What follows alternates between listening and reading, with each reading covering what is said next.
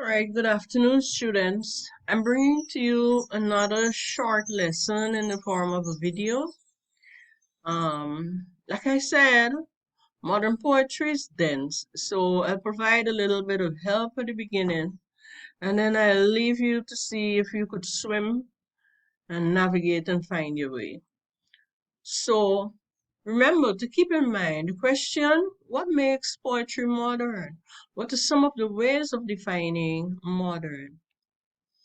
And so, the poem begins in a strange way. Let us go then, you and I, when the evening is spread out against the sky, like a patient iterized on a table.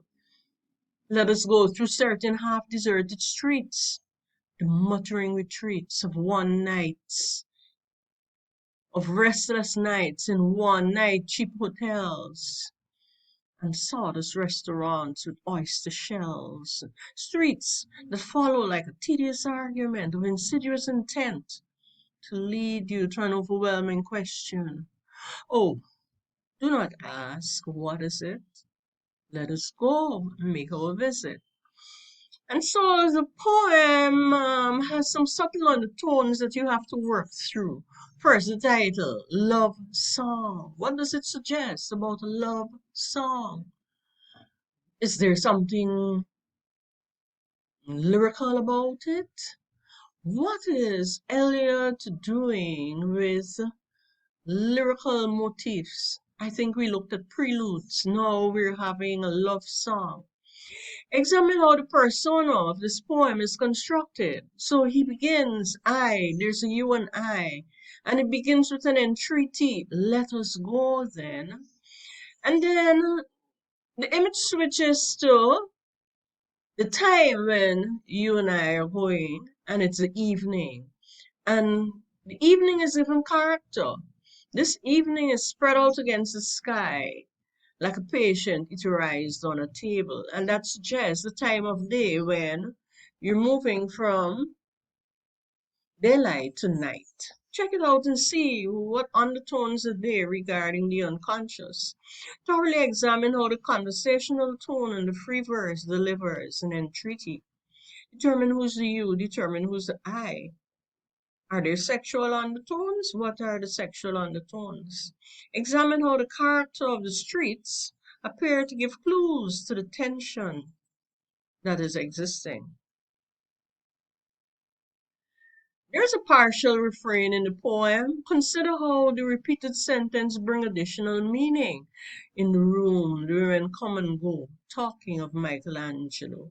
Now, it's quite okay for you to go to the internet and Google search, do your research. It's not a course where you're not allowed to get information from the internet, but whatever you borrow, you must acknowledge that you've borrowed it. Somebody else's intellectual idea. And you'll find that for understanding Eliot's poems, we can't depend on our own knowledge at all. The allusions are going to trip you up. There are things that you may never understand. But just make sure that you do your parenthetical referencing and your citations. And then there is something about the yellow fog that takes on a characteristic and the verbs. The yellow fog that rubs. The yellow smoke that rubs its muzzle. Licked its tongue, lingered upon, let fall on its back, so allowed the soot to fall on its back. That's the soot from the chimneys. Think about the symbolism of yellow, fog, chimneys. And so, yes, we're speaking about pollution, right? So you've got to work your way through and see what you're getting about modern issues represented in the poetry. Back to the fog now. The character of the fog, it slipped by. The fog made a sudden leap. The fog curled once about the house. The fog fell asleep. The yellow smoke slides along the street. rubbing its back. And so, yes, we get the extended feline metaphor, but you'll have to say, what is it Eliot achieves? What meaning he delivers there using that metaphor? And then study how the concept of time is addressed in the poem. What is the literary device? There will be time to prepare a face to meet the faces that you meet. There will be time to murder and create. Look at the juxtaposition of these two terms. And this is what we engage in with time. We either do this one or this one. And there will be time for all the works and days of hands that lift and drop a question on your plate. There will be time for you and there's time for me. And time for 100 indecisions, for 100 visions and revisions before the taking of a toast and tea. See what's going on there with time. And time is further paired with thought processes, hesitations, decision making. Indeed, there will be time to wonder. Do I dare? Do I dare? Time to turn back and descend the stair. Remember, it was let us go, you and I. We were going into certain streets. We were going to one night restless room, cheap hotel. And so you have to fix the puzzle and get your answers.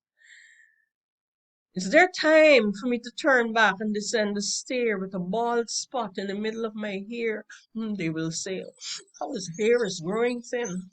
My morning coat, my collar mounting firmly to the chin, my necktie rich and modest, but asserted by a pin. And they will say, but how his arms and legs are thin. Do I dare disturb the universe? In a minute, there is time for that and for that and for that. And so I'm going to stop here. Yeah, I've got another slide there for you to work your way through. But I'm just doing some of the work for you, and you will manage the rest of it. Thank you.